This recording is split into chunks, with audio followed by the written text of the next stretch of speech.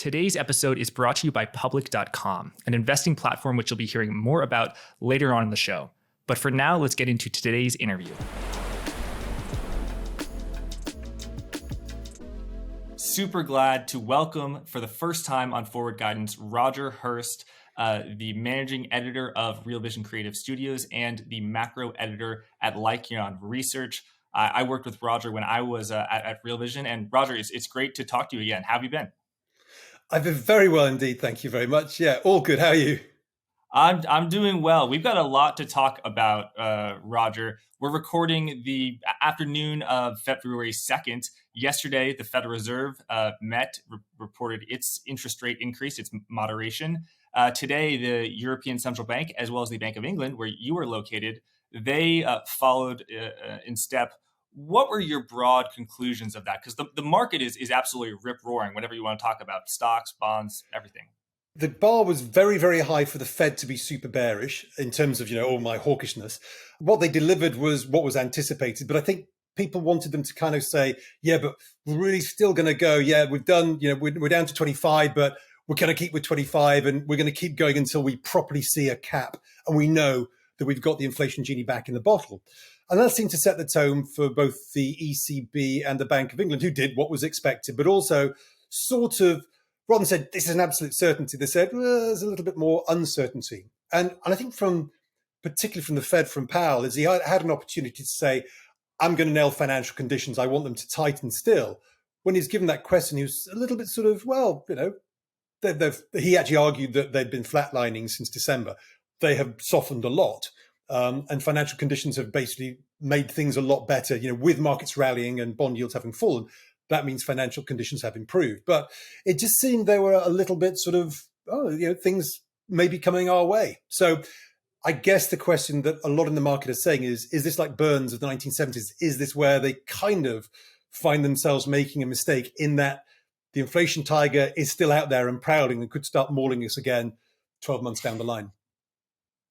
Right. And how quickly, how closely, I should say, do you think the European Central Bank and the Bank of England follow the Federal Reserve? And how closely do, well-informed financial people like yourself in Europe and UK following the Fed? Are people paying more attention to the Fed than they are to the Bank of England? What does it look like? Yeah, I mean, the Bank of England, had its moment in the sunshine, but it wasn't a good moment. It was sort of a moment of darkness in the sunshine. It was a stability issue, and they came out and fixed the instability they fixed pretty quickly. So they did a good job. It was a little bit touch and go for a while. What people are thinking here is, do people follow this? Absolutely, but it's the Fed that really matters. And, everything seems to be sort of the US has been leading and everyone's following with a lag. But pretty much everywhere you can see these inflation numbers have been rolling over with base effects because, you can see it in the PPI numbers, which in Europe particularly had gone into stratospheric levels. They've been rolling over, headline CPI is rolling over, core CPI is rolling over. And it seems that the pivots that we've got, for instance, in Europe on the Euribor curve is about 3 months behind. So September versus June, July for the OIS SOFR funding curve in the US, the one that's replaced the Eurodollar curve. Right, and those curves, at least in America, are pricing in a fall in interest rates, which is different than what the Federal Reserve indicated it would do in its December dot plot. So there's a disconnect there. Journalists at yesterday's Fed meeting attempted to get Powell to comment on that, resolve the disconnect there, but he seemed very reluctant. He kind of dodged a question. What are your thoughts on the cuts in interest rates that's priced into the market, not only going out to the 2023, about 2 cuts priced in for Fed funds, or 7 and 8 going out till 2024, very inverted curve. What does that say to you, and how does that influence your views about a potential recession? So this is, I came into this year saying, I have more uncertainty than I've had for a long time because there are 3 or 4 completely divergent paths that are all plausible. And a lot of people say, oh, that one's ridiculous or that one's ridiculous. But you could make a super bearish case and a super bullish case. And then you look at the fixed income market, and even that seems inconsistent in that you've got this pivot. So, and I think of a pivot as being a reversal in interest rates. And that Mhm. pivot is set currently for June or July of 2023, which means interest rates go up and then they get cut very, very dramatically or very, very quickly after that. And I think that a lot of people in the market actually think that we won't get a pivot which sees rates cut, but we'll get a plateau. So rates will go up 5.25%, which is where the dot plot currently is, and then they'll stay there. So that seems a little bit strange. The market is, I'm not sure whether the market is being overly pessimistic about growth and therefore it thinks the cuts come because we get recession, which has sort of been the base case. Or is it that the market's been overly optimistic that the Fed will react to any wobbling growth by cutting rates immediately and therefore ward off the worst of the recession? But the problem is that then when you look in the bond market, now bond yields have fallen, but positioning in bond markets is super, super short. It's one of the shortest it's ever been, particularly in the 2-year space, even adjusted for open interest.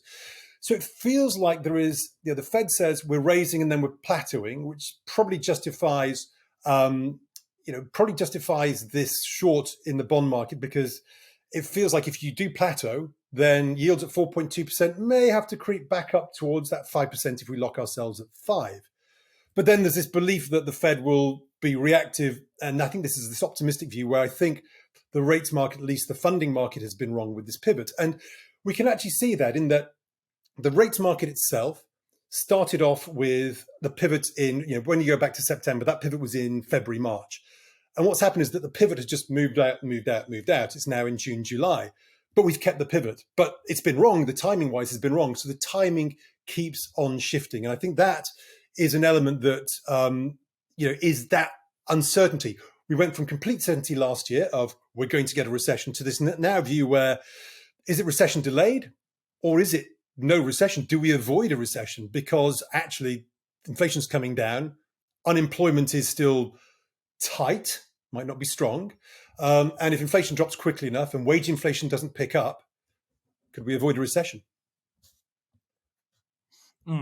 So if we look at that curve and we can put it on screen, that about 50 points of cuts are priced till the end of December. But how wide is the band of distributions? We can look at the options prices, which I don't understand at all. But I want to hear your view. Is it sort of 50 basis points of cuts being priced because they think there's one possibility that they will cut by 2 times, 2 quarter point hikes, and that's 100%? Or is it 50 basis of cuts being priced because they're pricing in 150 of hikes and then 200 of cuts, and then you merge those together and that's minus 50? So I'm going to use the Fed funds curve, which is sort of implied interest rates, implied Fed funds target rate. And it currently is around about 95. And the way they work is 100 minus 95 equals 5%. So it currently has that pivot, that sort of peak in rates around about that 5% in the end of H2 2023. And then you get this cut all the way back down to around about 97. So 200 basis points of cuts. I think on the SOFR curve, the overnight interest swap curve, it's down to around about 96.75. So you get about you get 3.75%, so 2.75%, 3%, somewhere around there. So 200 basis points of cuts priced in over the next 18 months. Now, obviously, that's nowhere near where we were before, which was 1%, zero bound, etc. So when you actually think about it in that context, yes, these are cuts, but they're cuts to 3%, which is significantly higher than where we were at the end of the previous cutting cycles. But it's still quite an impressive move, and it feels, or that's an impressive expectation. And if we don't rapidly roll off into a reasonably severe recession, when I say severe, with quite a lot of unemployment picking up, then that rate cutting cycle looks a little bit optimistic in the short run. And this is why it keeps on that pivot point, keeps on getting pushed out. Optimistic in what way? Rates are too high? Forward rates are too high or too low? I think basically forward rates are too low because it expects the cut to come very, very soon, which either means we're going to get a big recession right here, right now, very, very soon, or it's a case that the market expects the Fed to do something they've never done before, which is see a little bit of a growth wobble and suddenly switch from worrying about price to then going, we are going to support growth back at any cost, which is what they did for the previous decade prior to the end of 2021. It feels like, I actually call that optimistic. people might say it's pessimistic. That rate cut is pricing quite a severe recession. I think it's actually pricing in a reversal and a pivot in anticipation of slowing growth from the Fed. At the moment, when you look at a lot of the data, yes, we see things like ISM 47 towards recessionary level. But something to point out on things like ISM. ISM at 47 is historically at a recessionary level when you've got unemployment picking up. It's been to 47 on many other occasions since 1960. Only once did it get to 47 with unemployment at a high level without going into recession. That was 2003, so it was the aftermath of a recession. We've been to 47 before, but when unemployment had stayed low, you've not had a recession. The one factor that you get in all the recessions since the war is that unemployment was going up quite dramatically. And unemployment is prone to revisions. Unemployment is notoriously difficult to analyze because it's so backward looking. And with the monumental distortions caused by COVID, which will take years to work through the system, it's incredibly hard to decide whether we've already started to see a big pickup in unemployment, or actually this is a tight labor market, but without being a strong labor market. And we might end up seeing unemployment levels stay relatively low, yet we don't see that wage inflation coming through, i.e. that Phillips curve, the inverse relationship between low unemployment and high inflation, like it was pre-COVID. Is it still dead? It feels that way. Right. The Federal Reserve cares about the labor market. They care about unemployment. And the PMI, the ISM, they could be at 42, but if the unemployment rate is still 3.5%, they're not cutting rates. What are the arguments that you encounter about why the labor market is so tight in the US? And which of them do you agree with? Which of them do you disagree with? And why? So the principal one is COVID distortions took a lot of older people out of the market. They retired early. So that participation rate fell dramatically and is still currently 1 percentage points below where it was prior to COVID. So you had a lot of people left the market. So although I think a lot of people lost jobs last year, because so many people left the labor market, there were these openings. And even today, you still see, job openings just popped back up again.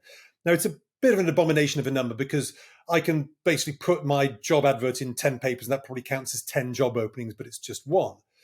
But nonetheless, those job openings are still historically relatively high versus the total number of people who would like to have a job, so the unemployed. So there is that tightness. But at the same time, whilst wages have been going up, real wages have been relatively subdued. So this is why I say labor or the jobs market looks tight, but it's not strong because we're not seeing labor coming out and going, we're getting inflation beating wage increases. Some parts of the public sector are, and we're starting to see this happening, particularly in the UK. But overall, it's not been, we've not seen inflation busting wage increases yet. And if we do see unemployment picking up, then that probably won't happen. But the thing that would probably be the surprise for me is that let's say we got unemployment staying relatively tight, but wage inflation not picking up and CPI rolling over, we'll get a reflationary impulse, particularly because as CPI drops and wages stay relatively constant, you start to get positive real wages, positive spending. But that would be a scenario which would suggest that the central bankers could be making a policy error in pausing and plateauing too soon, or at least pivoting as the market expects. A plateau to wait and see what's going to go on and take a look, and then things come in and go, right, we're going to go 25, we're going to go 25. That I think is probably the right way to go about it. But at the moment, this is still a tight labor market, and historically, these are the sorts of levels of low unemployment where you would worry about wage inflation. But it's not been a wage inflation spiral. This is not the 1970s. This is not institutionalized, embedded, unionized labor that can go out there and punch their employers. At the moment, employers are still more powerful than employees.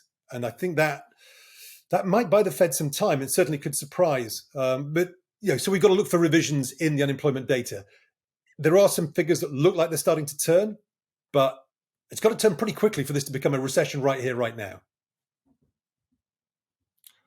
Right. Okay. So consumer spending in the US and probably elsewhere fell off a cliff as inflation was so high last year because people say, oh my God, these items that I used to buy now cost so much more. but inflation has fallen. So as you say, now people's incomes are worth more relative to what they were, let's say, 6 months ago. And in yesterday's Fed meeting, Jay Powell said exactly that. He actually said, pretty much the exact quote, that he expects consumer sentiment to pick up. Also, you referenced job openings. That was a key feature that Jay Powell, Fed chair, focused on last year. And even as he said, oh, yes, the rate of inflation is falling, but job openings is still over 10 million. So this indicates immense slack in the labor market. So that was a non-inflation feature that, if it remained high, would cause the Fed to be hawkish. He pretty much dismissed that yesterday, and that very much took me by surprise. But Roger, as you know, recessions can start when the unemployment rate is low, and sometimes very low. Sometimes 3.5%. There have been recessions that started with unemployment lower than where it is now. So we've got an inverted yield curve. We've got unemployment low. We've got unemployment low, but tons of announcements of layoffs. We've got corporate profits rolling over.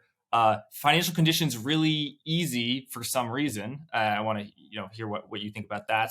And by the way, those interest rate hikes, they act with long and variable lags, so they likely won't take effect into the few months. So I created an immense sort of doomsday scenario. I want to hear what you think about it. To what degree do you agree with it? And then what's your pushback on all this inflation? I mean, there are all those things. It's like there's the absolute certainty of recession based on all that. And, we saw consumer sentiment at the lowest level it's ever been. You've never had consumer sentiment that low since 1954 without a recession. That was last year. We saw the optimism outlook for small businesses, NFIB Small Business Optimism Outlook, the lowest level it's ever been. You've never been that low without a recession. This is something that Liz Ann Saunders, who's regular on Twitter, was saying, is that, and this might be something that helps us, which is this a rolling recession? So I argued last year, I said, it feels like a recession. This was quite early last year. And then I was saying, but it's not a recession because, and here's my plagiarism coming to the fore. I've forgotten who it was who said it, but the NBER, they want a recession is duration. So it's got to be quite long. It's got to be diffuse, hits all parts of the economy. And it's got to be, so it's duration, diffusion, and one other was starting with D and I've forgotten it. But basically deep, long, and hitting everything. Deep duration, something like that. Anyway, so we had a lot of those things coming in. But if it hits households first, and then they get to recover because they adjust and they've got time and the savings were coming through, small businesses, and then they adjust, you get recessions in pockets, but you don't get recessions altogether. And we have been so used to, over the last 20 years, particularly over the last 10, of everything happening in quick time. COVID, banged in, banged out. 2018, yes, it wasn't a recession, but it happened very, very quickly. 2015, we had a couple of sudden shocks in the equity market around a global profits recession. And even 2008 was a slow burning recession that then suddenly everything imploded around Lehman in Q3 and Q4 of 2008. But it was, again, very, very rapid. Last year was a price shock. It was a very, very shallow decline in GDP, but unemployment stayed robust throughout that. So it wasn't diffuse. And I think this is potentially where the risk lies. And also we have this window now, and something that I felt was a potential is that the lag from interest rate hikes is probably 12 months plus. So it's H2 of this year. And if that's the case, then we might have this rebound window right now where we get a bit of reflation. And in the here and now, we want that trade. And that creates the false sense of security, but it also might force the Fed to act again. And something that I've said throughout last year is that each time the market bounces, because we think the Fed's going to pivot, the Fed is less likely to pivot. The more that things look good, the more the Fed can come in and hike rates. And you may recall that in the last decade, particularly from 2015 to 2017, the Fed always wanted to get rates off the zero bound, or at least raise them higher, so that when the recession eventually came, they had something to cut. Why would they now go, okay, unless we get a really deep recession, why would they now go, we're going to cut rates if we're not going to have a recession? And if we're not going to have a recession, then bond yields aren't going to fall that much further. Again, why would they? Because if we don't have a recession, we have growth. If we have growth, then you have upward pressure on prices in terms of inflation, potentially downward pressure on bonds and higher yields. So again, it goes to, is the labor market going to deteriorate quickly enough in the next few months, particularly the next quarter, to be able to justify the pivot that's currently priced into the funding markets. And yeah, we could have these revisions because we don't really know about COVID and those revisions coming through. But it has to start happening right here, right now. And to your point, recessions nearly always happen when unemployment is at its lowest point. So 3.3, I think in the 1950s it got to 2.2, and we went into recession with, it's a two handle. And we went into a recession there. But remember, these guys, they always say recession started there a year later. So MBER will tell us sometime in 2024 that the recession started there, which is why we now need to sort of go, okay, we're using unemployment, which is the least reliable, most lagging, hardest to interpret, most prone to revision data point to try and work out whether this is now a true recession. And again, that's something which in 12 months' time, we might look back and go, oh, unemployment was way through 4% in the first half of Q1, but we didn't know it at the time. So I think, Roger, you've done a great job of laying out the various cases and the various scenarios. What do you think? What is your base case, and how are you sort of weighing the probabilities for 2023? So I still think that we'll get a recession, but I think it's more H2. And I'm increasingly now going, it could be 2024. Now, I don't want to be in that camp of the person who goes, it's coming, it's coming, it's coming. But I am in the camp that if it doesn't come, then the risks of a rebound in some of the inflationary numbers increases. And yes, tight labor will eventually become strong labor, and that will force the Fed. But that's why I think that the Fed continues hiking to 5%, maybe 5.25%, but plateaus. So I think the pivot is unlikely unless we get a very rapid deterioration in unemployment. But I still think we get that recession because of the lag effect. And you can see this in pretty much everything. In that, you take the UK, where obviously interest rates, mortgages are tied to spot interest rates. And so as those interest rates have gone up and they went up 50 basis points, 4%, floating mortgages are already impacted. So a third, roughly, of UK mortgages are floating. So they've been impacted. So it's hurting those people. A third are 2-year fixed. So we're halfway through, probably more now. They're starting to hurt. But then the last third are 5-year fixed. So it's not really going to impact them for a while. So it impacts with a lag. In the US, as you know better than me, if I don't move house and I was on my mortgage 2 years ago, no problem. But if I want to move because there's a better job in Texas than in New York, then I'm kind of thinking could be a hit to my higher pay, could get a hit to my costs from the mortgage. So there is that slowdown element that could come through. And then, overall funding, I think what we saw was a very successful effort in some ways, from the central bankers, is that did they give, by delaying, and everyone goes, they were too late. Did they just give everyone time, particularly corporates, to actually roll their funding when it was still low, before the Fed started putting up those funding rates? So maybe they bought time. Maybe this is why it's delayed, but it's still going to hit home. The rate of change was quite dramatic. And I think that recession was still here. But I think there's this window where we could be surprised. And, we've had a couple of days now with the equity market surprising with its breakout. I think that could continue. We could get some more reflationary elements in the same way that we did at the beginning of 2022. But something I've said before is that this is inflation rather than reflation. This is not organic growth. We haven't been in an economy of organic true growth for the best part of 20 years since .com. It's either been leverage or it's been, cheap funding from the Fed post-Great Financial Crash.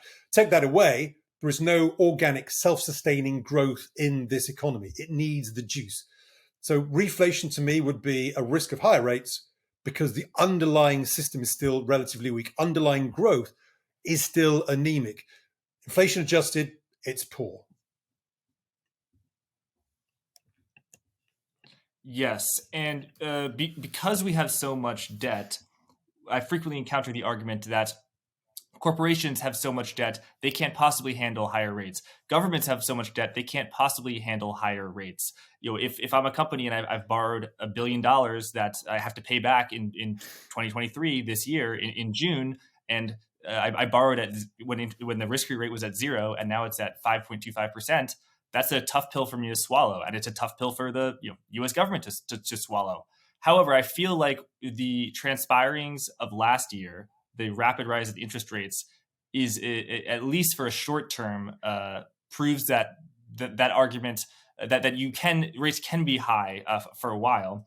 And I also want to ask you about if people can refinance at such low rates and the duration is so long. I was looking at a company's balance sheet recently. I forget which one, and like 90% of their rates of their borrowings was fixed rate debt, and so much of it was past 2025 and going out to 2040, 2050, 2062. So if everyone borrowed money at 3% because interest rate was zero and you pay a 300 basis point spread, if people borrowed at 3% due in 2062, the bondholders who lent them the money, they're screwed because interest rates are rising. But the borrowers are doing pretty well. So what does that? We know what the refinance crisis looks like when everyone has to refinance and rates are higher. We know what that looks like. What does it look like when perhaps if you're right, and I think definitely it's a phenomenon. Everyone has borrowed at ultra low rates. They don't have to pay it back for a long time. Yeah, it buys time. I mean, I think this is the issue is that, I talked about, last year was the year of bonds behaving badly. We had the worst bond sell-off since the late 1700s. And, but for a lot of people, if you are just turned pensioner, you've just retired, it's a nightmare. Potentially, a lot of the people who came out of the workforce through COVID might feel that they now no longer have the right sort of pension pot. But for me, I've still got hopefully a few years to retirement yet. It's kind of it's like, oh God, I know my pension pot has taken a hit, but it takes a hit for when I retire in a number of years' time. It's not impacting me right here, right now. So that bond market move for a lot of people is a future cost. And the rise in interest rates for a lot of people is a future cost.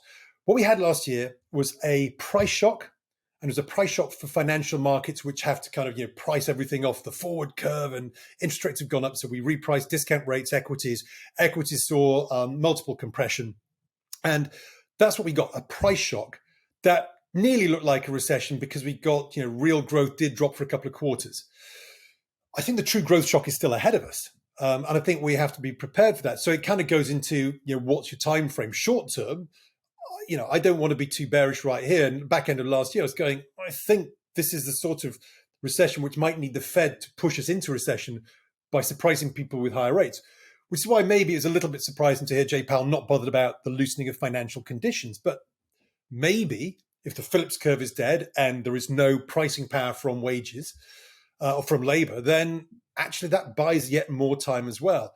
So it feels like, what we've seen is we've gone from recession being the base case, and it's still the base case for a lot of people, but it's been marching from being a deepish recession to a shallow recession to a lot more people now saying no recession. So basically moving towards, I know you probably know Juliet de Klerk's view, which is she was back in last year saying, I think there could be a surprise here, soft landing, and we don't get the bust that people think. People have moved to that. And you heard it from Jamie Dimon. He went, it's going to be a nightmare. Oh, it's going to be a soft recession. More and more people now saying soft landing. And this is what I mean. These are all plausible outcomes. And you can make a very, very good case for the bearish view and the bullish view. And I think, unfortunately, we all have to be prepared for both materializing. It's so sitting on the fence. But, I felt confident last year, but this year coming into it, I can see some very good cases, but, and this is where it becomes difficult, is a lot of the bullish cases on equities are because the expected recession would drive yields down, pushing equities up. But actually what we're seeing now is that the bull case for equities is because we don't get a recession, which means bond yields probably don't go anywhere, but you get growth, pushing equities up. Those are kind of, the end result in equities was the same, but they're mutually kind of exclusive arguments. And that's where I think a lot of the problems come through, is a lot of people who've been right for reasons they didn't expect. And that's where it's the struggle in terms of how we position ourselves. But I feel that we haven't avoided a recession. And what I think is we transition from a price shock to a growth shock. And there's that window in between, which I think we're in now, where it could feel like things are actually quite good. But it might mean that therefore people push prices back up and the Fed has to go, oh no, sorry. We're going to go again, and we're going to go again. But they're in the window of joy at the moment, and that is where the markets have been. Right. Yeah. Juliet has absolutely nailed it at a time when everyone was very bearish on markets as well as the economy. She was calling for a soft landing, and the price action as well as the economic data since then has only consisted her view. So I hope to have her back soon, and I definitely will be rolling out the red carpets. Although I think it's kind of a transitory soft landing. People are calling it transitory Goldilocks. Not my term. Well, And I think it's really not a soft landing, because soft landing implies that the economic cycle is over, that you've landed the plane.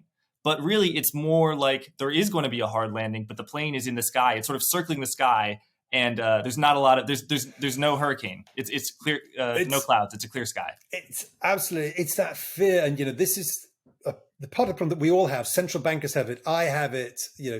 And whether you believe this is 1940s inflation, which was because of dislocations, supply chain dislocations post-war, or is it 1970s inflation, which was that institutionalized, embedded inflation? You had peaks, 3 consecutive peaks on both of them. And, remember that big battle, is this transitory or not? Well, if in 2 years' time we look back and it went up to 9.1% in the US and back down to 2%, it was transitory. But when you're living it for the 2 years, it's not transitory, because that's how it feels. So the central bankers and the Fed will be aware of that. And this is where I guess the risk is that they're the zookeeper that let the inflation tiger out. It mauled a few people, but because it was a zoo animal, it went back to its cage overnight. But have the zookeeper locked the cage, or is the door still flapping open for the tiger to come out and maul some more people? So is the Fed the zookeeper that has locked the cage? Do they think it's locked? Or is it a case of they've got to look at it, and that means eventually they might need to drive those financial conditions higher? At the moment, they've said we're fine. Is that because they feel that labor doesn't have the wage power that it's had before? And that could be the case. Yeah, wow. That's I couldn't help but smile hearing that metaphor. I would love it if you were the Bank of England so I could listen to you. Who would want to be a central banker? I mean, theirs is a hiding to hell. I mean, the easiest thing in this game is to knock central bankers, but the hardest thing for a central banker to ever do is the right thing, because markets always think they're right, and they've not done enough. They've done too much. That's the lot of the central banker. A central banker, they can't create a recession when there's no recession to prevent inflation. They have to wait for inflation, then go, oh, we'll do. What is it? Someone said they're the Humpty Dumpty thing. They let the market break and they put it back together. They don't smash it first in anticipate. So yeah, they've always got the bad lot. Right, and they're sort of set up to be too late to hike into a recession and to cut into a boom, because they're looking at very backward-looking economic data. However, what are they supposed to do? Say, oh, well, a reporter says, why are you hiking as unemployment is at 10%? And they're saying, because some guy on Twitter said that the bond market is telling me to do it. It's just like, what else do we expect? It'd be worse than that. Is, let's say they went, oh, we can see inflation coming, so we're going to raise interest rates right now and cause a recession, when there was no recession on the horizon. The yield curve was not pricing it in. Nothing was pricing recession. People won't go, they were really good, the central bankers, weren't they? Because they created a recession to prevent a worse recession. Everyone would just go, they created a recession out of nothing, the gits. So they can't win on that front, which is why central bankers and policymakers nearly always have to be reactive rather than proactive. Is that pivot that we're seeing in the funding market an idea that they will be reactive to a recession that's going to happen now? Or is it that we've been hoping that they would be proactive? And it feels like, we priced this pivot in February to March. They want them to be proactive. And so far that pivot just gets pushed out. And now it's gone. It's now really kind of going, rates going up, rates coming straight back down. It's like this needle in terms of the rate market. If you've been listening to Forward Guidance, you probably know that US Treasury yields surged higher last year. Right now, you can get a 4.8% yield on your cash with Treasury bills. That's pretty good. It's even better than what you get with a traditional high-yield savings account. So owning US Treasuries is great, but buying US Treasuries is super complicated, or at least it was. You used to have to go to a bank or navigate a government website that looked like it was designed in the 90s. Thankfully, investing platform public.com has changed all that with the launch of Treasury accounts. Now you can move your cash into US Treasuries right from your phone. And you can do it with the flexibility of a bank account. There are no minimum hold periods or settlement delays. In other words, you can access your cash whenever you want. And the best part is that because it's government-backed Treasury bills, it's an incredibly safe place to park your cash. Public will even automatically reinvest your Treasury bills at maturity, so you don't have to do anything to continue growing your yield. So to get that 4.8% on your cash, go to public.com/forward guidance to move your cash into a treasury account today. Thank you, and let's get back to the episode. How does China change your view, Roger? So China is that another of these great conundrums, in that the Pavlovian conditioning everybody has is China, commodities. China comes in with growth, credit, commodities go up. And yes, that was generally true. But then in 2018, it changed. They went from growth at any cost, which is, we build things, we build cities, and we then fill them with people, to, we've built too many cities, we've got a bit too much leverage, we now need to direct our credit towards shoring up the property sector, maybe even trying a few explosions in the property sector, controlled explosions, to see if we can deflate it without destroying things. And you can see this in that, the credit impulse, it rose dramatically in 2009. Then again in the European debt crisis. Then again during the commodity industrial profits bust 2015. And then it was starting to go up in 2019, but it was looking like it was rolling over. And then they had to boost it through COVID because they went back to type, okay, supply side policies to grow everything again, and we'll export to the US where demand side policies have come in. Now, I think that China will go back to where they were 2018, not where they were 2016. So let's say they had 6% GDP growth. These are not forecasts, just 6% GDP growth at any cost versus 6% GDP growth focused on consumer and shoring up the economy have very different implications for global investors. And in 2018, the DAX, big exporter to emerging markets, the supply chain to China, Korea, the KOSPI, big open industrial economy, biggest trade partner, China, they struggled through 2018. Whilst a lot of people said, but they put credit in, this is going to be good. It's because the credit was redirected. And I'm watching Korea because Korea in absolute terms has broken out again to the upside. It looks like a reverse head and shoulders on the KOSPI 200. But when I look at Korea versus the DAX, Korea's actually still kind of at the bottom of that ratio. It's underperforming. It tried to break out, but it hasn't. I think Korea is still saying that this is not a super grand opening. This is, as with the US, China has gone for services. They've gone for holidays. They are flying, so there should be demand for oil. But they're not going to build loads of buildings. I think they're going to still focus on not allowing their bubble to get even more out of hand. They want to focus on the consumer. Xi has been saying, I want to even the playing field. That's why I attack tech. They dial back. He's listened. And this is something that Jacob Shapiro, who's my partner at Lykeion on the geopolitical side, has said. He's listened and he has stepped back. But is the focus going to be on the growth, or is it going to be on supporting a sustainable outlook? And they've gone from growth at any cost to sustainability. When they want all those raw materials, it's because they want to be leaders in things like green technologies rather than they want to build another city in the middle of nowhere and fill it with people. So I think China is a big story, but I think it could disappoint on the pure commodity demand element. I think the commodity story is still on the supply element where there are some dislocations. So China is big. I think it'll be a domestic focus more than it'll necessarily be an international focus. And so what are the knock-on effects? So where's the money going? If it's not going to commodities, where's it going? So state-owned enterprises which have got too much debt look like they're imploding. Evergrande was a classic example where in another example, where in the property sector, we all thought that's it. It's going to all end horribly right here, right now, because as investors, we want it to happen. That went off, blew up, didn't look good, stepped back, put money in, credit went in there. They've been using their credit to shore things up. So I think it's a case of instead of going into that unadulterated pure demand for things that require commodities, they will still demand commodities, and coming back into the market, particularly for energy, that's going to have an impact. But what they're doing now is they're saying, look, what we want to do is make sure that we have the property sector needs to rebalance. We tried to see if we could deflate it. We couldn't without it causing bigger problems like Evergrande and others. We've done something in tech, but that was more of a rebalancing sort of socially. I think this credit will still go in there. And if you look at the credit impulse, it looks like it's rolling over at a lower level than the previous four spikes. So again, it looks like, yes, credit's going up. And remember, obviously, as GDP increases, if you don't put in more and more credit, then your actual credit impulse should start to fall relative to where it was. So 100 billion today is worth less than 100 billion 10 years ago when GDP was smaller. So it looks like they're being a little bit more focused. And the big mantra has been, we want to be going towards sustainability. And you can see 2018, there was a peak in urban fixed asset investment. That's when the cycle peaked. It dropped for those 2 years. That's when Korea, Germany didn't do so well. We now know retrospectively, because of that change in focus from China. Pick up again through COVID. Probably, they needed to do something, but it feels like their focus has changed. But we're Pavlovianly conditioned, a terrible way of using the word, to China comes in, China buys commodities. They do, but is the rate of change of demand going to be the sort of thing that sustains a super move in commodities that we got in the early 2000s? I don't think so, but there are going to be certain elements which will do well through all of this.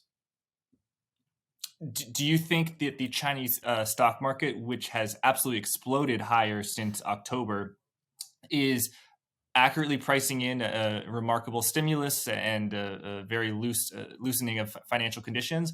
Or do you think it's maybe got a little bit ahead of itself? I think that the leaders in China are chartists. When I say chartists, they look at charts, because you can draw a line from the 2000s and basically every low touches this line, and it touched that line, I think, in the sell-off last year when they were hitting tech and the property bubble was getting impacted. And then it sort of bounced off there. It's not got ahead of itself relative to any of the other moves. Remember in 2014, 15, it went into sort of bubble-like territory. So it can become excessively speculative, but we have not rebounded a significant rebound relative to where we've come from in a lot of these, particularly the technology stocks. So I don't think it's a unfair move. We've been talking about the reopening in China since October. The market bottomed in October, but how much of that was because the dollar peaked in October and reflation and expectations and improvements through better liquidity conditions, financial conditions easing, has helped those emerging markets pretty much across the board. So I think it's fairly commensurate with that. China hasn't massively outperformed necessarily, bounced off a big technical level, and there's been other things like the dollar in its favor. Right. Tell us, so your partner at Lykeion Research, Jacob Shapiro, focuses a lot on geopolitics. I've had him on this program. You're a finance guy, so what are you bringing to Lykeion Research, and what are you focusing on there? What are the big themes? It feels like geopolitics and macro are merging, and I've always said before, if you try and trade geopolitics, you'll get your ass handed to you. It's almost impossible to trade, particularly trying to find those flashpoints. But the way we look at that is, I think it's more politics. So we say geopolitics, but it's more politics, which has a geopolitical or geographical element. But what it really is that I think we're moving from a world of capital and monetary towards a world of fiscal and labor. This will be a slow shift, but if we move away, so effectively post-war was labor and it was fiscal. It was supporting post-war. Then Thatcher Reagan, 1918, we went on to free markets and became central banks, monetary and capital in the driving seat. Inequalities appeared. We've probably reached, with COVID, before COVID, we're probably reaching the end of that because it was taking more and more debt almost everywhere just to eke out a little bit of GDP. It feels like now we're starting that shift back towards labor and towards fiscal. Now, fiscal is generally much more inflationary. I think the US is limited on that right here, right now. But our thinking here is that if we are moving towards fiscal and labor, edging that way away from monetary and capital, it's a geopolitical story. And at the same time, if you think globalization is now, not so much globalization ends, but globalization becomes more regional. So you get pockets, you get Asia pockets, you get North America with a bit of South America, then it just realigns things. So there are different elements that start coming into play. And so that's really where I think, it's that kind of fiscal element. Is fiscal starting to become the big policy tool of the future? And if that's the case, then you need to look at the politics more, because this is now set by governments rather than by central bankers. Central bankers become the puppets, as it were, of the politicians, more so than we've seen really over the last 40 years. I think that the case here is that what you get is a move towards labor, or a move towards the working man or woman, which is itself inflationary, because it's the median household spending that causes inflation. If rich people get richer, they buy paintings, which doesn't feed through to general commodities. But as we saw with COVID, suddenly you give a backhander to everybody, and MT obviously went through the roof, but it's a fiscal handout. That was the inflationary impulse. It wasn't QE. We'd had QE since 2008 to 2020, and it caused asset price inflation, but not true CPI style household inflation of a lot of goods. But we got that inflation through the fiscal authorities 2020 to 2021. And so if you are empowering the worker, God, I sound like a socialist now, but if you're empowering the average household, that becomes more inflation because that's the spending pattern that they have. It's slow burning though. And I think, again, what we are seeing here is bottlenecks that I think have been the real drivers in higher prices. And I think we've got to be very careful here, which is we've had higher prices. Higher prices can be caused by lots and lots of different things. And for me, for you, for my mum and dad, they call higher prices inflation. But you then talk to an economist, and inflation is actually a subset of higher prices caused. It's a monetary phenomena, always and everywhere monetary. The problem is, forget that. Inflation to me, you and everyone, is if prices go up, if it's VAT going up, that causes me to have less money in my back pocket. To me, that's inflation. It's not true monetary textbook inflation. Forget that. And that's, I think, where we're at, is that we've seen higher prices, and those higher prices, whether they're caused by bottlenecks, cause pain, a cost of living crisis, the average Joe is going to squeal and demand those higher wages. But do they have pricing power? Is that labor market strong and tight, or is it just tight but with weak power in labor? And I think, again, it's a slow burning thing. I don't think labor has a lot of power right here, right now. I think it's still down the road. So without the unionization and without that structural shift, and I think it's going to be political will, then eventually you'll get that much more ingrained and embedded inflation. But it's how long is your investment horizon? This inflation story is going to play out, probably, if it's true and it becomes fiscal, it's going to play out over many years. Because we're trying to put these trades on for the next month or the next 2 months, and I think that's not the right way to look at it. Yeah. That's interesting. And so if there's all this fiscal stimulus, where is the money coming from? Is it increased taxation? Is it borrowing? If so, who's buying it? And yeah, I guess I want to ask you your view on the debt supercycle, where everyone says, oh, the debt is 150% of GDP, therefore the world's going to collapse. What are your views on that? The world's always going to collapse. This is why I do think that they will try. This is the argument everyone uses, which is the Russell Napier view. And I think it's a fair view, which is that there will be financial repression. We need to inflate things away. But then does that mean real wages are negative? If real wages are negative because you have a higher level of inflation to get rid of these debt levels, then you're not going to get the growth. So you need to kind of do the backhanders. It's a very, very difficult balancing act. I don't think there is a simple solution. I do think we will have a severe recession in this adjustment period. But is that adjustment period right here, right now? Or are we still in the throes of the COVID adjustment and all the extremities that created that are still working through? We were slowing down before COVID. The global economy was slowing down into what was probably going to be a common or garden recession. Then it was supercharged because of this exogenous shock, creating all these externalities have created these exaggerations on almost everything. I think from here, we are going to shift towards a more inflationary-based environment, but technology is still there, absolutely. But the whole greenification, carbonization stuff, that's a constraint that is going to be with us for decades to come.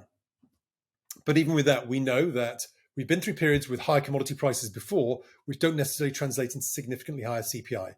Middle of the 2000s, you had WTI at $150. Just after inflation today, it was a lot higher. CPI got just above 5% at that absolute peak. In the early 2010s, you had oil at $100 for a long period of time, with CPI bumbling along around 2-3%.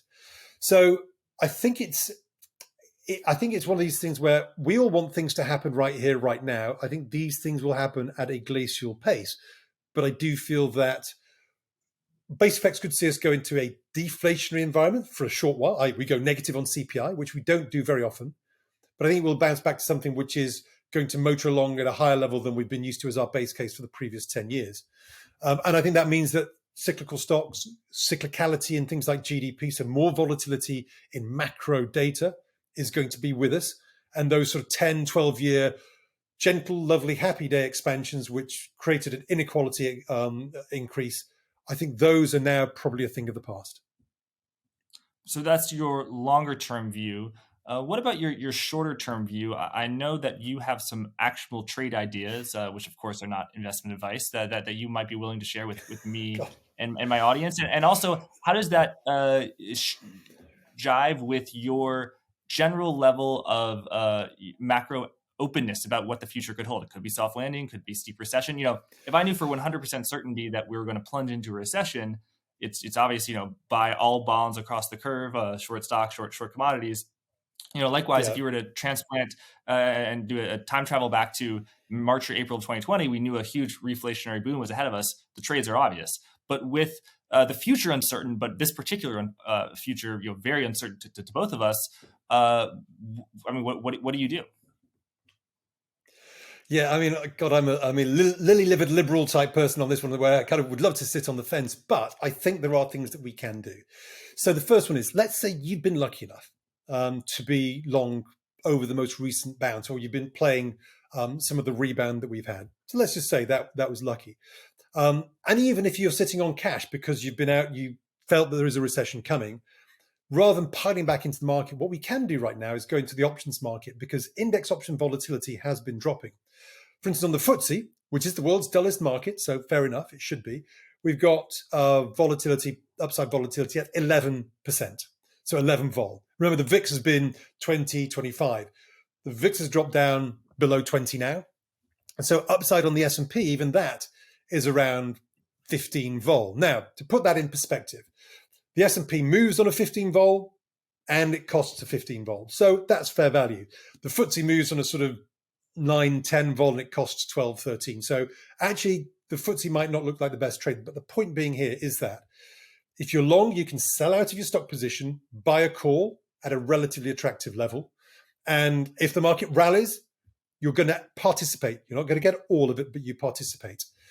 If things roll over, you will lose your premium, and buying a call and holding cash is actually a better risk reward than holding the equity and buying a put, because puts in equity land are generally, so a 5% put is nearly always on an index more expensive than the 5% call equivalent. So buying a 5% out of the money call relative to buying a 5% out of the money put against a stock holding, that call looks like slightly better. So I think we're getting to those sorts of levels in index volatility, which look attractive. If you believe in the reflation trade, silver looks very interesting here. It's been in a 2-year downtrending channel. The top of that channel is currently at 25.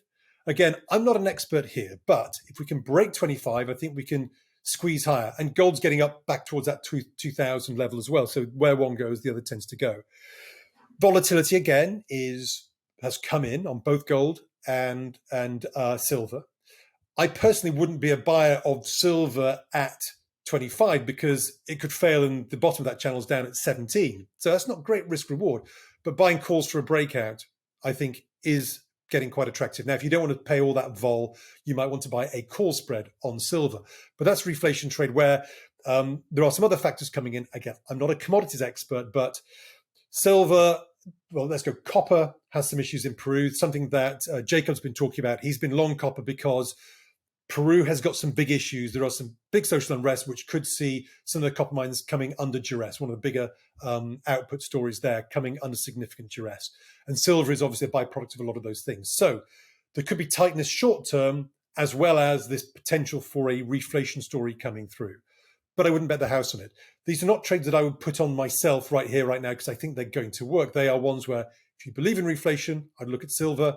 If you are nervous but want to play equities, buy some calls, because index volatility has come to levels which is attractive in terms of absolute level, even though it might not be cheap relative to what the indices are doing.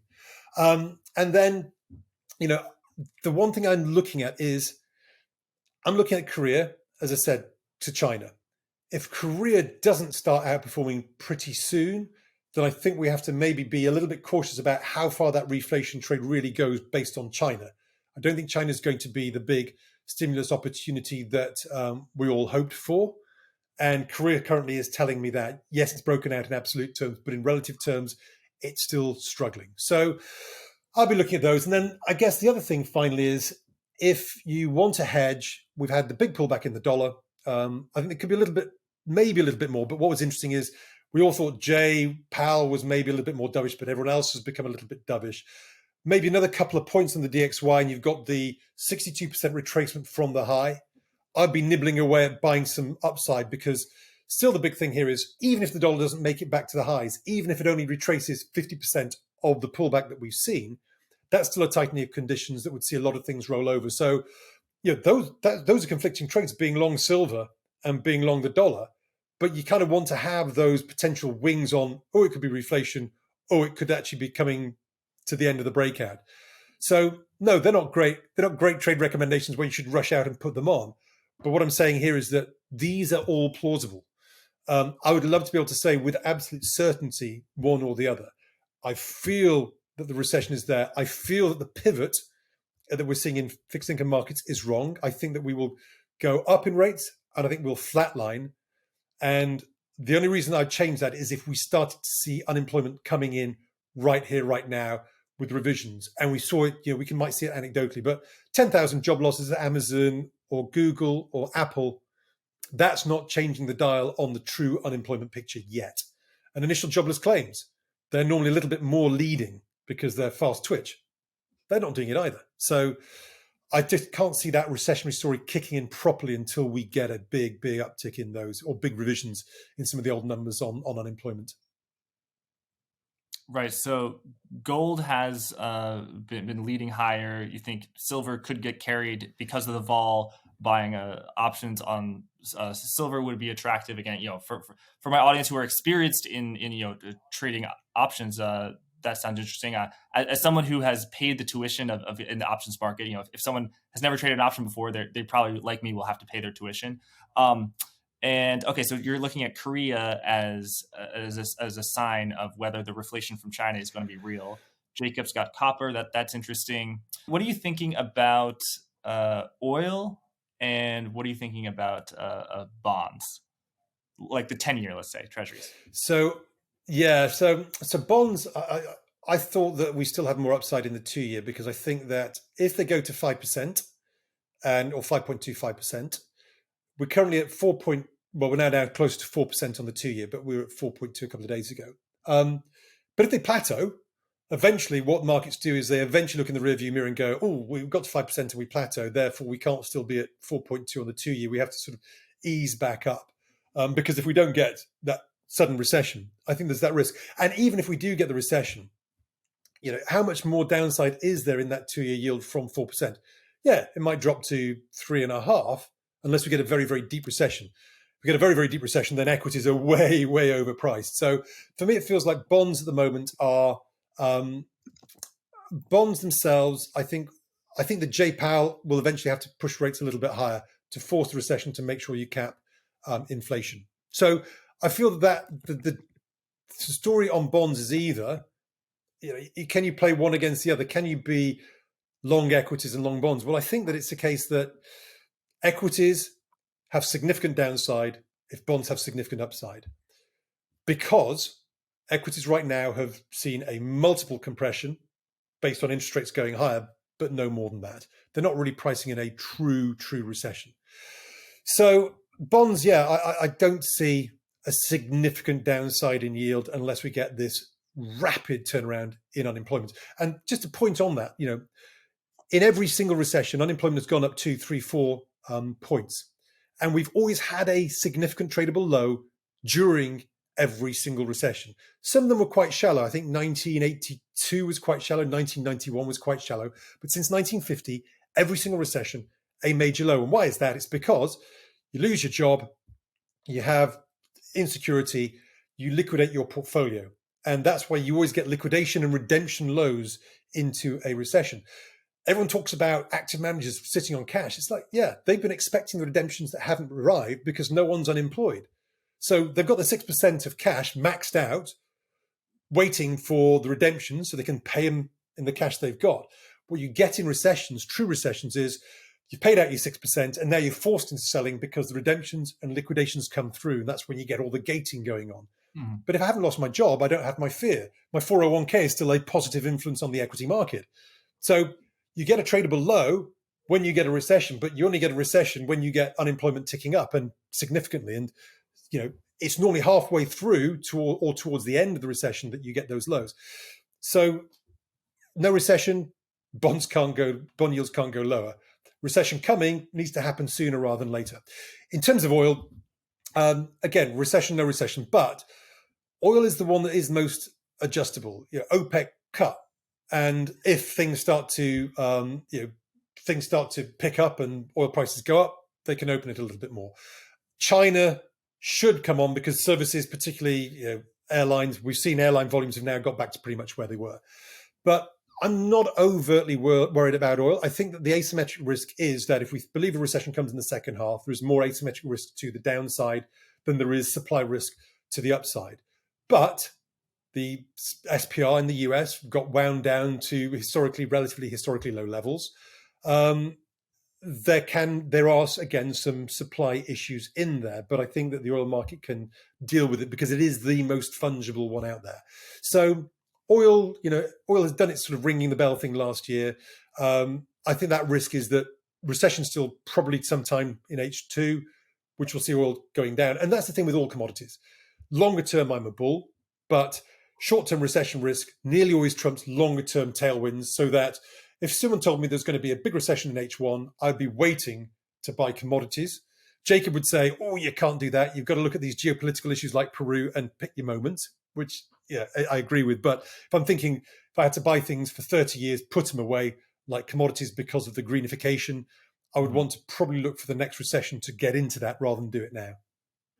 Right. That makes sense. A thought that I heard recently from Mike Green is about the unemployment and why it's so low. Is that you said people getting laid off from Apple, Amazon, Google, that won't ticket the unemployment rate. And Mike's point was that they're not even going to go on unemployment because they were paid at such a high level. They probably don't even know how to go on unemployment. So that's not going to appear in the data. So there could be a rather large backlog of people who are unemployed who are not applying for that.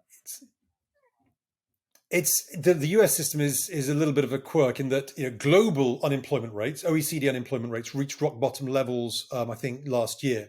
Now the US, in theory, because I think effectively 48 weeks you get paid and then you drop out of the system. So effectively, once everybody who's unemployed has gone beyond the time that they can claim, eventually unemployment could go to zero, with the participation rate dropping, i.e. people dropping out of the workforce, which is a quirk more of the US system. In the UK, I could become unemployed and claim benefits for the rest of my life, and I'd still be in those figures. But we haven't seen meaningful upticks in European or in global unemployment figures either. So it's not just in the US. And yes, I think there are these distortions. And yes, I think people are not going to sign on, as we call it in the UK. I don't know if it's the same in the US. But with things like immigration or post-COVID immigration has not got back to normal yet. The fluidity of the market is not there, and I think that there's been hoarding of jobs. I don't think these are great jobs. It's not, as I say, I don't think this is a strong labour market. It's tight in terms of low unemployment, but I don't think there is this incredible pricing power from the labour that's out there. So this is why I think it's a difficult one to call. It feels like it should be moving. We're starting to see challenger job cuts coming through, but none of this is at the sort of pace that's commensurate with we go into recession in the next 2 months. It's commensurate with the pace where it needs to pick up to go into recession in H2, unless we get some massive revisions because the BLS or whatever they're called was so out of whack that they went, we just found 1 million unemployed that we hadn't got in our numbers, but.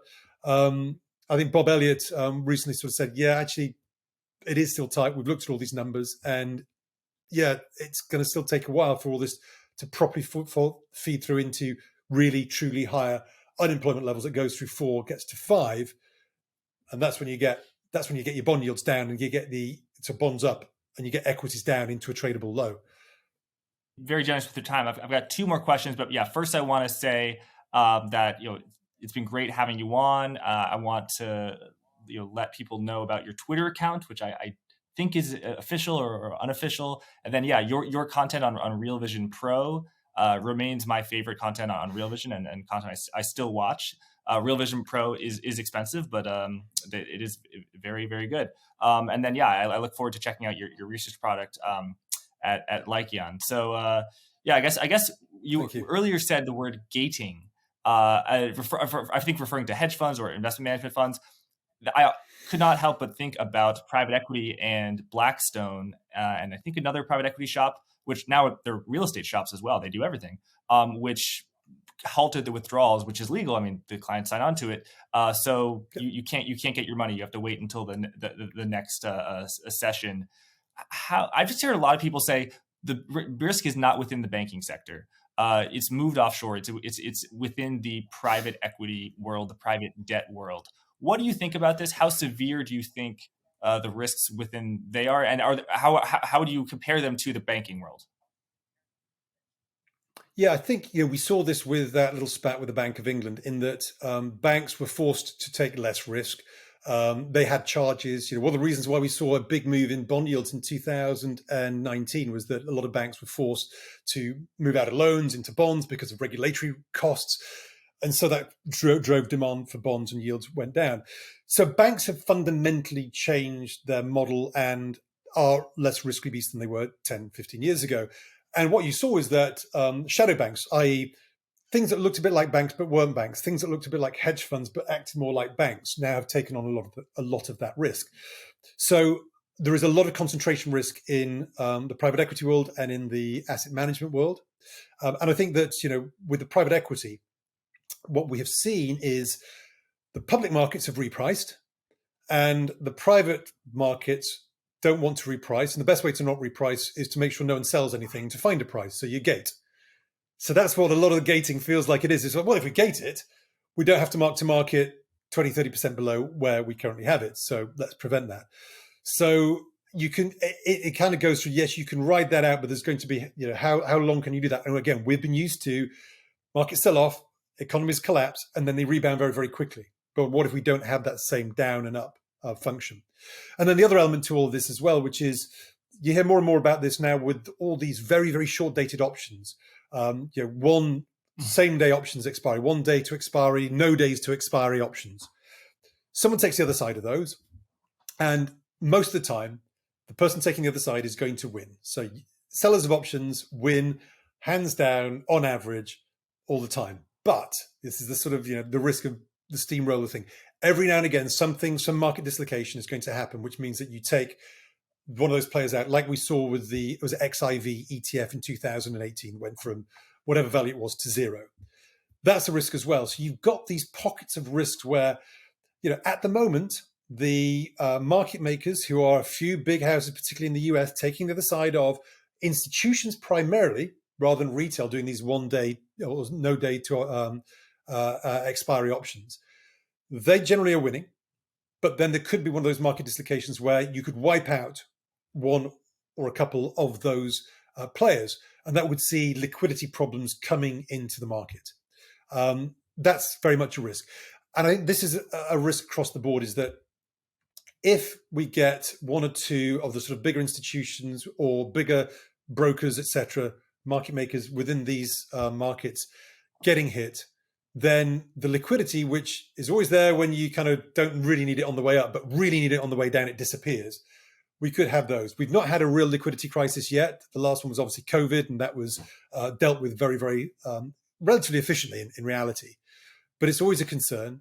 And I do think it is very much more within the asset management community, because the banks had to let that go. They were forced to get rid of it, and they still have charges which, if your GSIB can't be allowed to fail, your GSIB bank, you have these charges. So yeah, it's a risk. And what happened in the end of last year when the gilt market blew up is it was the asset managers, but also the banks that were hedging those asset managers, or had the other side of those hedges, who thought they might see those hedges disappear and have a massive hole in their balance sheets.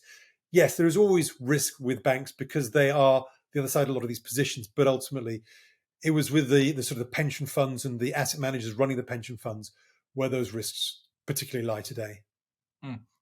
Thanks, Roger. My final question for you is about the actual recession and the middle and end of the recession. We've talked a lot about the timing of the recession and perhaps how the economy would enter a recession, the beginning of the recession.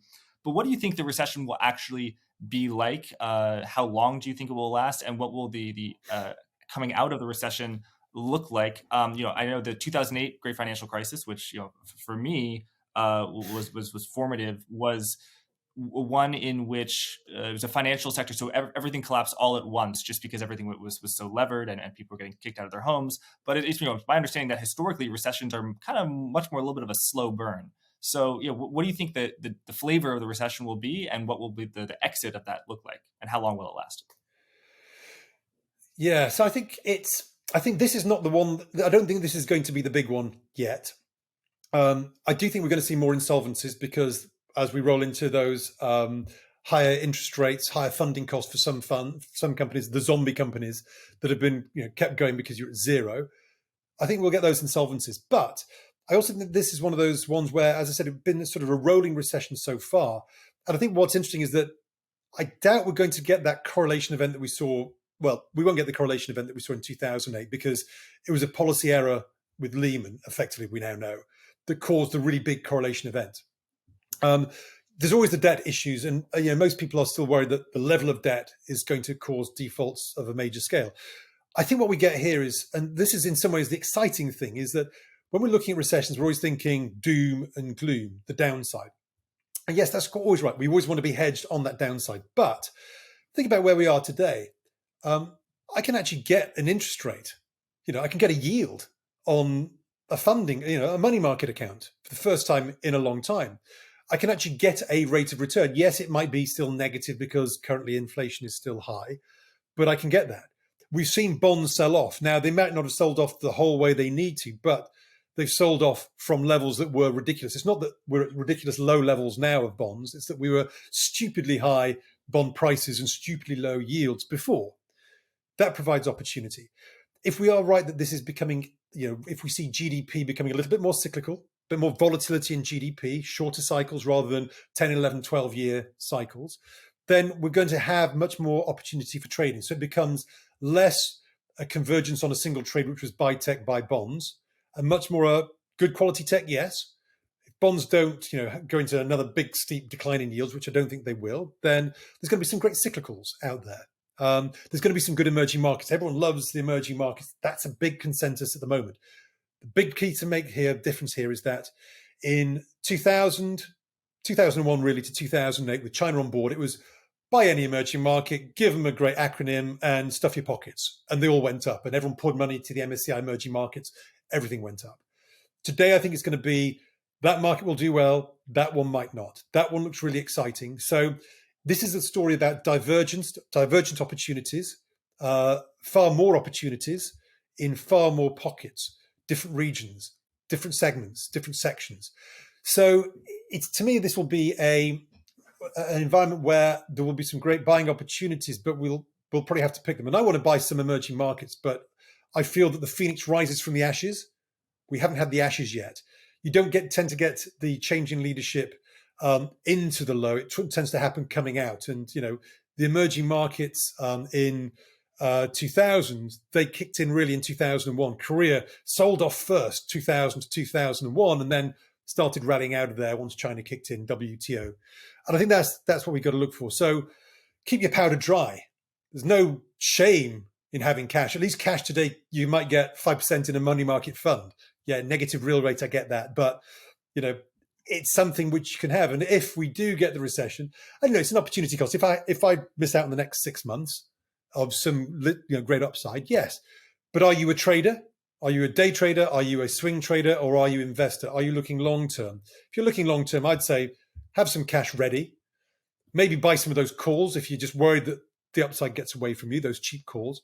Have your cash ready because I think there will be those buying opportunities down the road because the Fed may well have to tighten more, plateau, and then go, ooh, those financial conditions have loosened, things picking up again. We've got to tighten and create the recession that we haven't created so far.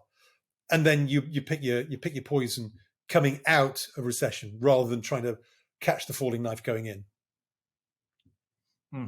There we go. Roger, thank you so much for coming on Forward Guidance, sharing your insights. Thank you everyone for watching. By the way, I want to also thank, I think this new sponsor, public.com, which actually has a new program where you talked about 5% yield. People can actually buy treasury bills directly. So I'm really excited about that sponsor. So people should check that out. Roger, you do have a Twitter, right? But you don't post that much. Would you be willing to share that with us, or is that private? I do have a Twitter. No, I would. And I can't remember it. It's terrible because I kind of go on it, but I sort of just go on and do it. So yes, I do have Twitter. I don't have many followers, justifiably so far. I will try and put some stuff on there because what I try and do is, look, I think the most important thing is a framework. A trade idea is valuable to 1 in 10 people. And I had 25 years of doing this. But a framework is valuable to whether you're a day trader or a long-term investor. If you have a framework and you can put your own time horizon, personality into that, that's great. So what I try and do is I don't try and say, this is what's going to happen. What I try and do is say, these are the things I'm thinking about. That's a risk. This is a risk. I'm going to start doing more of that. I get my ear from Tim at Lykeion. He's like, oh, you got to do this. So I will start building that. But it's slow burning at the moment. I'm sort of slowly trying to get from once every decade into once a week, once a day. And hopefully it'll be useful. But there's not going to be the silver spoon of that's a trade, go off and make loads of money. That's just not going to happen. What I'm going to be doing is saying, look, this is interesting. That could be a risk. Look what's happening in Korea. China's not creating the buzz that perhaps it should have. Maybe we've gone too far on certain commodities. That's the sort of thing I'll be doing. Yeah, absolutely. And a trade often attached just to a narrative, and narratives sometimes are correct, but people shouldn't always be searching for a narrative. They shouldn't be looking for the narrative comes to you, and if you're convincing and you love it and you believe it, then go with that. But I like the China reopening, say, but I don't know if I love it. And now I'm hearing you talk about Korea. Yeah. I think I don't love it, and I respect that about you, Roger. That you're not committing to a narrative, and when facts change, you're changing your mind, which I think to be an investor, a successful investor, is necessary. I mean, look, a perfect example of this is beginning of 2022. I came in saying, I think things are slowing down. I actually think that bond yields could actually stay relatively low, which was wrong. But at the same time, I said, however, although I think that we are going into a growth slowdown, which we actually did, the first 2 quarters were negative growth, there was a inverse head and shoulders on the US 10-year yield. And I said, this is a big risk because if 175 breaks, it's going to go to 3.25. Obviously, it went further. My point being is that I was kind of thinking growth slowing, but here's a big risk. And I pointed this out to people. I didn't say buy some puts on bonds. I said the risk is that bond yields go higher, bonds go lower if this breaks, but not my base case. And that's how I like to frame things is I'll tell you what my thoughts are, but I try and point out that there's a credible argument over here that this is a really bear case scenario for bonds that you have to be absolutely aware of and hedge out. And that's kind of how I like to play it. Absolutely, and people don't often like that complexity. They want a simple do this, do that. But I say I don't have a lot of macro certainty about pretty much anything except one area is I think maybe you agree is that if the Federal Reserve cuts in 2023, it will be because of a somewhat severe recession. They are not going to be throwing out breadcrumbs to the bulls because the inflation, unemployment is at 3.5%, but interest rates are too high. I could be wrong about that, but that's probably my highest conviction view at this time. If the Fed's cutting rates, I can't imagine they're going to get a raging equity bull market. They're going to be cutting rates because something has severely gone wrong very, very quickly. So yeah, I would agree with that. There we go. Well, Roger, thank you so much for sharing your time and insights, and thanks everyone for watching. Thanks very much. It's been a pleasure. Forward Guidance, the program you just enjoyed, hopefully, can be viewed on YouTube at Blockworks Macro or heard as a podcast on Apple Podcast and Spotify. Episodes are typically released on Apple and Spotify a few hours before they air on YouTube. Please leave a review on Apple Podcast if you feel so inclined. Check out today's sponsor, public.com, at public.com/forwardguidance. That's public.com/forwardguidance. Also, you can get 10% off to Permissionless 2023 and Blockworks Research using code GUIDANCE10. Thanks again, and be well.